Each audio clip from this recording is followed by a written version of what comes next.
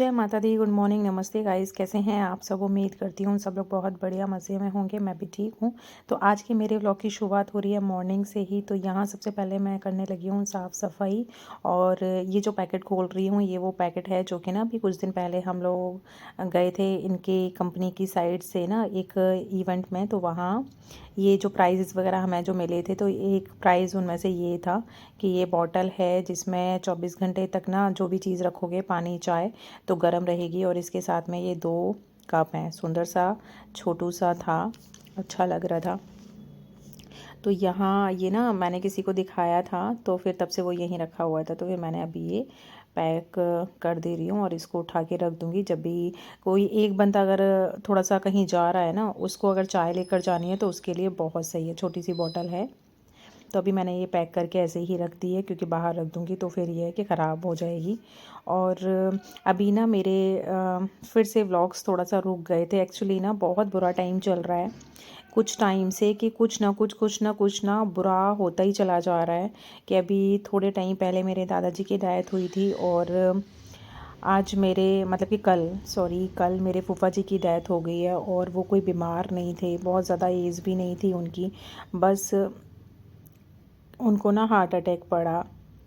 कोई तबीयत ख़राब नहीं थी। तो फिर बस यही है कि ना बहुत बुरा, पता नहीं क्यों इतना गंदा टाइम आ गया है कि साल की शुरुआत से ही ना ऐसे ही सब कुछ होता चला जा रहा है कि पहले दादाजी की डेथ हुई, फिर अब फूफा जी की डेथ हो गई। तो फिर यहाँ मतलब आगरा से ना थोड़ा दूर है।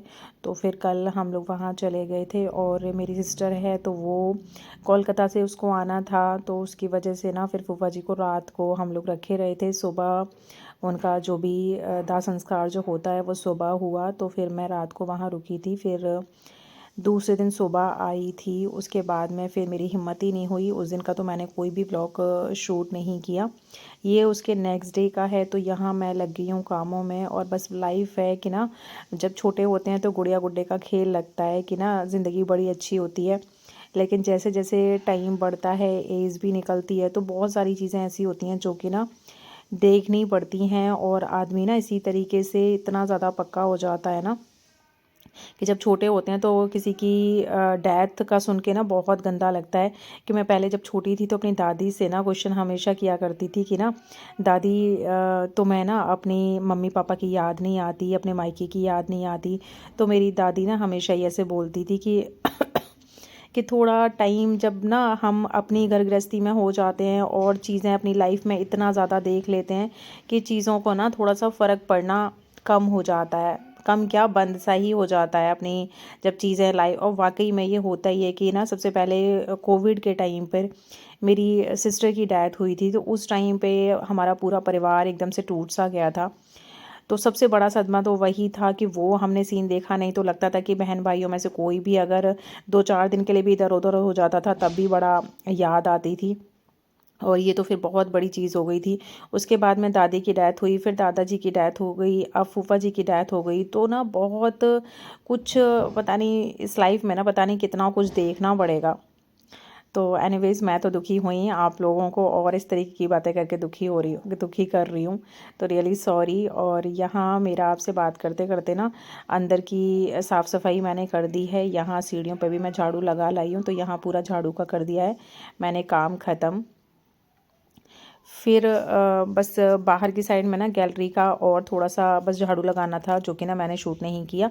यहाँ का कूड़ा भरने के बाद में फिर मैंने ये बाहर की साइड में अपना डस्टबिन गैलरी में रख दिया है। और अब आ गई हूँ मैं वापस से अंदर। पोछा आज मैं नहीं लगाऊंगी क्योंकि साफ़ पड़ा हुआ है घर, तो अननेसेसरी अब आज ना मैं टाइम वेस्ट करने का मेरा मन था नहीं। तो आज मैंने पोछा नहीं लगाया घर में, मतलब बाकी जगह पे नहीं लगाया, बस किचन में पोछा मार दिया था। फिर मैं नहाने चली गई थी, नहा के आ गई हूँ मैं किचन में। और आज मुझे बनाना है कढ़ाई पनीर क्योंकि ना 3-4 दिन पहले से मैंने पनीर ला के रखा हुआ था। तो बस ऐसे ही ना टाइम नहीं मिल पा रहा था उसको बनाने का, लेकिन आज मैं बना दे रही हूँ क्योंकि फिर पनीर हो जाएगा ख़राब। तो बस किचन में आके साफ़ सफाई तो मैं करके ही गई थी, बस किचन में आके लग गई हूँ मैं अपना सब्जियां वगैरह काटूंगी। और कढ़ाई पनीर ना बनने में ज़्यादा टाइम नहीं लेता, लेकिन बस ये है कि वेजिस को ना चॉप करने में थोड़ा सा ज़्यादा टाइम लग जाता है। क्योंकि उसमें शिमला मिर्च भी पड़ती है, प्याज भी पड़ती है, टमाटर भी पड़ते हैं, तो उनको ना काट के फिर स्लाइसेस को ना अलग अलग करना होता है। तो बस मैंने यहाँ सबसे पहले लिया शिमला मिर्च। तो जो शिमला मिर्च के जो बीज हैं उनको मैंने बिल्कुल निकाल दिया है। और 4-5 मैं प्याज लूँगी, तो प्याज के भी ऊपर से ना जो ख़राब छिलके थे वो मैंने हटा दिए हैं। उसके बाद मैं अंदर से जैसे ना अभी शिमला मिर्च को मैं चौकोर पीसेस में काट लूँगी। उसके बाद में जब मैं प्याज काटूँगी ना, तो प्याज के भी जो स्लाइसेस होते हैं वो अलग करने होते हैं। तो मोटी मोटी जो परत होती है उसको तो मैं अलग कर लूँगी, और बाकी जो अंदर की जो प्याज रह जाएगी तो वो मैं निकाल देती हूँ। इस तरीके से जो प्याज चॉप करते हैं ना, थोड़ी सी चॉप भी करते हैं प्याज को कढ़ाई पनीर बनाने के लिए, क्योंकि टमाटर तो ग्राइंड कर लेते हैं, इसमें अगर चॉप करके प्याज डालो ना तो वो ज़्यादा अच्छी लगती है बजाय पीसने के। तो यहाँ मैंने प्याज को जो वेस्टेज निकलती है वो इस तरीके से मैंने उसको चॉप कर लिया है। और बाकी के मैंने टमाटर की ग्रेवी बना ली है, इसके लिए टमाटर पीस लिए हैं। और थोड़े से टमाटर ना मैं कढ़ाई पनीर की जो स्लाइसेस जो मैंने इकट्ठे करे हैं उसमें भी मैं थोड़ा सा डालूँगी। और यहाँ कढ़ाई पनीर के लिए ड्राई वाला मसाला बनाया जाता है, इसी से जो कढ़ाई पनीर का मेन जो टेस्ट होता है ना इसी से आता है। तो यहाँ मैंने साबुत धनिया लिया है, लौंग ली है, और दालचीनी, तेज पत्ता और साबुत लाल मिर्च, थोड़ा सा मैंने जीरा और लिया था जो कि मैं उस टाइम पे भूल गई थी लेना, लेकिन मैंने अभी ले लिया था। और काली मिर्च मेरे पास थी नहीं तो थोड़ी सी काली मिर्च भी डाली जाती हैं, तो उसकी बजाय ना मैंने लाल मिर्च ही थोड़ी सी ज़्यादा ले ली है। तो इसको हम ड्राई रोस्ट कर लेंगे जब तक ना ये मसाले भुनने की जैसे खुशबू आना शुरू हो जाती है। और ये जो मसाले होते हैं, धनिया जो होता है वो थोड़ा सा ना ऊपर छिटकने लग जाता है, तो समझ लो हमारा ये मसाला पिस गया है। तो इसको थोड़ी देर के लिए मतलब 2-3 मिनट ही लगते हैं मुश्किल से। तो फिर मैंने इसको ठंडा करने के बाद में इसको मैं पीस लूँगी। और इसको पीसने के बाद में फिर जब तक ना ये ठंडा तो हो ही गया था, लेकिन तब तक मैंने थोड़ी सी और तैयारी कर ली थी। तो इसको पीसने के बाद में फिर मैंने इसमें कढ़ाई में ये देखिए आप ना पीस लिया है मैंने, दरदरा ही पीसते हैं इसको, बहुत ज़्यादा नहीं पीसते। फिर मैंने इसमें थोड़ा सा देसी घी डाला है, उसमें मैं जो ये वेजीज़ जो मैंने काटी हैं तो उसको ना मैं हल्का सा सेक लूँगी। बहुत ज़्यादा सॉफ़्ट नहीं करने होते कढ़ाई पनीर की, जो ये वेजीज़ होती हैं उनको बहुत ज़्यादा सॉफ़्ट नहीं करना होता। तो पहले प्याज और शिमला मिर्च को कर लूँगी, क्योंकि टमाटर होते हैं काफ़ी सॉफ्ट, टमाटर और पनीर, तो वो मैं लास्ट में इसके साथ में डालूँगी। तो जो हमने मसाला रेडी किया था तो वो मसाला मैंने इसके अंदर डाल दिया है। हल्की सी ना मैं इसमें ना हल्दी डालना भूल गई थी, जब पीसने के बाद में फिर थोड़ी सी हल्दी भी डाल देते हैं तो उससे ना कलर अच्छा आता है। फिर उसके बाद में मैंने ये पनीर और टमाटर डाल दिया है, क्योंकि शिमला मिर्च और प्याज को थोड़ा सा ज़्यादा टाइम लगता है, इन दोनों चीज़ों को ना ज़्यादा टाइम नहीं लगता। और टमाटर ना अगर सॉफ्ट हो जाएंगे तो फिर वो सब्ज़ी में अच्छे नहीं लगते हैं। ग्रेवी के साथ में भी हमें 2-3 मिनट के लिए इसको पकाना होता है। तो बस मैंने ना ऐसे करके इसको फ्राई कर लिया है। फिर इसको मैं पलट दूंगी थाली में। ये करने के बाद में इसी कढ़ाई में मैं सब्ज़ी को ना बनाने वाली हूँ, तो बस मैंने इसको प्लेट में पलट दिया है। तब तक ये थोड़ा सा ठंडा भी हो जाएगा। फिर इसके अंदर डाल दूँगी मैं सरसों का तेल। कढ़ाई गरम हो चुकी है, अब इसमें डाल दिया है मैंने ये सरसों का तेल। और सरसों का तेल ना थोड़ा सा ज़्यादा डालते हैं, क्योंकि कढ़ाई पनीर में जब तक ना ऑयल ऊपर से ना दिखे तो मज़ा नहीं आता है। क्योंकि ढाबा स्टाइल आज मैं बनाने वाली हूँ। तो सबसे पहले जो चॉप करके मैंने प्याज रखी हुई थी तो वो मैंने इसमें डाल दिया, और अच्छे से इसको भून लेंगे कि जब तक ना सॉफ़्ट नहीं, मतलब इसको अच्छे से भूनना ही होता है, सॉफ़्ट नहीं, थोड़ा सा ढंग से ही भून लेते हैं। फिर भूनने के बाद में फिर जो टमाटर की जो ग्रेवी थी वो मैं इसके अंदर ऐड कर दूंगी। तो यहाँ सबसे पहले मैं इसको तरीके से भून ले रही हूँ। फिर ये जो मैंने टमाटर पीसे थे इसमें मैंने टमाटर, हरी मिर्च और अदरक भी डाला हुआ है। तो वो चॉप करते टाइम पे मैंने आपको नहीं दिखा पाया, तो वो मैंने इसमें और ऐड किया है। और फिर जिस तरीके की आपको मिर्च जितनी तीखी चाहिए उसी के अकॉर्डिंग ना आप डाल लो। तो इसमें मैंने थोड़ी सी कश्मीरी मिर्च डाली है, क्योंकि साबुत लाल मिर्च मैंने मसाले में ऐड ही करी थी। हल्दी डाली है, धनिया डाला है। उसके बाद में फिर जो मैंने कढ़ाई पनीर का जो मसाला बनाया था खड़े मसालों से, तो वो मैंने ऐड कर दिया है। उसके बाद में इसको मैं 2-3 मिनट के लिए ढककर मैंने छोड़ दिया था। और देखिए ना मसाला जैसे जब भुनता है तो फिर छिटकता भी है, जब छिटकना बंद हो जाता है और ऑयल ग्रेवी के ऊपर आ जाता है तो मसाला समझो बिल्कुल रेडी है। फिर उसके बाद में मैंने थोड़ा सा इसमें गर्म पानी डाला था। यहाँ ये मैंने डाला है इसमें दही, तो दही से ना कलर भी अच्छा आता है और हल्का सा ना टेस्ट इसका हल्का सा खट्टा आता है, तो वो बहुत टेस्टी लगता है। फिर मेरी ग्रेवी बिल्कुल रेडी हो गई थी। उसके बाद में मैंने 2-3 चम्मच देसी जो मतलब जो घर की जो मेरी मलाई सॉरी जो मलाई थी तो वो मैंने इसके अंदर ऐड कर दी है। फिर अच्छे से मैंने उसको मसाले को भून लिया था। फिर जो वेजीज़ जो हमने फ्राई करी थी तो वो मैंने इसके अंदर डाल दी हैं और समझो अब तो ना लगभग हमारी जो सब्ज़ी है वो रेडी है। तो इसके बाद में मैंने लास्ट में डाल दिया है इसमें नमक, और नमक डालने के बाद में इसको मैं 1-2 मिनट और फ्राई करूँगी, मतलब कि इसको बस मिक्स होने दूँगी। जो सब्ज़ियाँ हैं उनमें जो हमारी ग्रेवी का टेस्ट है वो अंदर तक ना हो जाएगा, ऑब्ज़र्व कर लेंगी सब्ज़ी। तो यहाँ हमारी सब्ज़ी लगभग रेडी हो गई है। तो आप देख रहे हो कि सब्ज़ी रेडी होते होते ना किचन का ये हाल हो गया है, क्योंकि आरू का तो सुबह मैंने खाना बनाकर उसको दे दिया था। इनकी 12 बजे की ड्यूटी चल रही है, तो इनके लिए मैं थोड़ा सा लेट बनाती हूँ। किट्टू के भी एग्ज़ाम चल रहे हैं तो ज़्यादातर उसकी छुट्टी है, 5 दिन का गैप है, तो फिर वो भी थोड़ा सा लेट ही खाती है। तो सब्ज़ी मेरी जैसी बन गई थी उसके बाद में फिर मैं किचन को थोड़ा सा क्लीन कर लूँगी। उसके बाद में फिर रोटियाँ बनाऊँगी, और थोड़ा बहुत हाथ ना मैं इधर उधर मारती ही रहती हूँ जब तक ना मुझे किचन गंदा रहता है। तो फिर मुझे थोड़ा सा ना खाना बनाने में भी ना मन सा नहीं लगता है। साफ़ सुथरा किचन कर लेती हूँ, फिर अपना आराम से इजीली खाना बनाती रहती हूँ।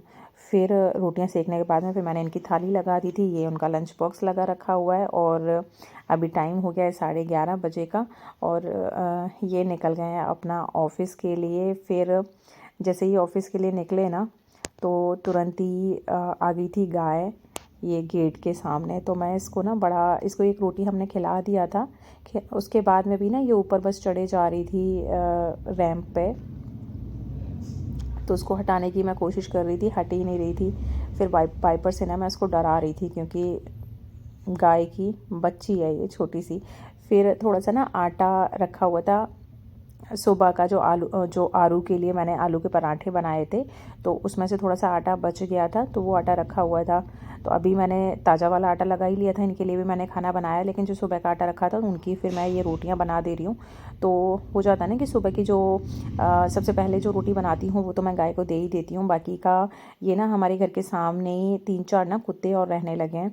सामने वाली जो आंटी हैं उनकी सीढ़ियों पर बैठे रहते हैं, तो सर्दियों के टाइम पे उन्होंने ना 1-2 चद्दर भी डाल दिया था, तो जिसकी वजह से सारे कुत्ते ना इकट्ठे होकर वहीं बैठे रहते हैं।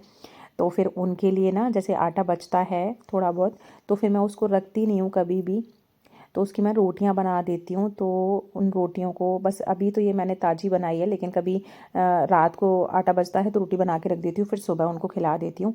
लेकिन अभी मैंने ये रोटियां उन्हीं के लिए बनाई थी, और फिर मैंने यहाँ सीढ़ियों पर बैठे रहते हैं ये कुत्ते, तो यहाँ मैंने उनको रोटियां डाल दी हैं, तो उनका भी पेट भर जाता है। और जो वेस्टेज जो आटा होता है उसको वैसे भी कभी भी ना फ्रिज में नहीं रखना चाहिए। उसकी अगर थोड़ा बहुत आटा बचा है तो उसकी रोटी बना देनी चाहिए, तो फिर इसी तरीके से कुत्ते को डाल देनी चाहिए। गाय कुत्ते, क्योंकि ना इन लोगों का कोई घर तो होता नहीं है, इनका भी पेट भर जाता है, और हमारी भी जो जो फेंकते हैं हम बेकार में चीज़, तो वो भी यूज़ में आ जाती है। उसके बाद में किचन का मैं पूरा काम समेट ले रही हूँ, क्योंकि आज जल्दी फ्री होके मुझे कुछ और काम भी करना है। एक्चुअली मैंने बहुत साल पहले, बहुत टाइम हो गया इस वाली बात को, 10-11 साल करीब हो गए, तब मैंने एक सैलून खोला था घर पर ही। तो उसी से रिलेटेड ना आज मुझे शाम को काम करना था कि मेरी ननद के घर के बगल में ना शादी है, तो इन लोगों को सिर्फ हेयर स्टाइल और साड़ी पहनानी थी, क्योंकि मेकअप वगैरह ये सब कुछ ना मैंने बंद कर दिया है, कुछ भी नहीं करती मैं, क्योंकि इसमें इसलिए मेरे पास ना इस तरीके से कोई सामान वगैरह भी नहीं था। सिर्फ मैं अपने ही ज़रूरत का जो सामान होता है बस वही मैं रखती हूँ, लेकिन इन लोगों का खुद का ही सामान था। बस मुझे इनका हेयर स्टाइल बनाना था इन्हीं के सामान से, और बस इनको साड़ी पिन करनी थी, पिन अप करनी थी, मतलब साड़ी कैरी करानी थी, और इनके जो लहंगे के दुपट्टे थे तो वो बस मुझे सेट करने थे। तो बस मैंने इन लोगों का ये काम किया था, और सेटिस्फाई भी थे ये लोग मेरे काम से।